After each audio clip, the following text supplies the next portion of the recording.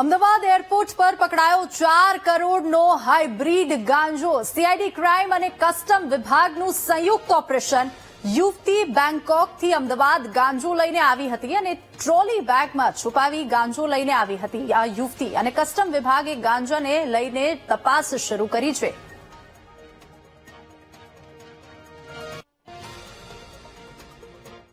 વધુ વિગતો સાથે સંવાદદાતા અનિતા ફોન લાઈન પર જોડાઈ ગયા છે। અનિતા, આ યુવતી પકડાઈ છે અમદાવાદ એરપોર્ટ પર, શું કોઈ વિગતો મળી છે કે આ ગાંજો ક્યાંથી લાવી હતી યુવતી અને આ ગાંજાનો જથ્થો ક્યાં લઈને જવાની હતી? શું વધુ વિગતો? જી ખાસો જે યુવતી જે પકડાઈ છે, જે પોતે બેંકોકથી આજે હાઇબ્રિડ ગાંજો છે તેનો જથ્થો લઈને આવી રહી હતી। ખાસો કરોડો રૂપિયાનો આ ગાંજો જે હતો તે લાવીને જયારે તે અમદાવાદ એરપોર્ટ ખાતે પહોંચી હતી દરમિયાન કસ્ટમ વિભાગની જે ટીમે તપાસ કરતા 4 કરોડનો હાઇબ્રિડ ગાંજો તેની પાસેથી જપ્ત કરવામાં આવ્યો છે।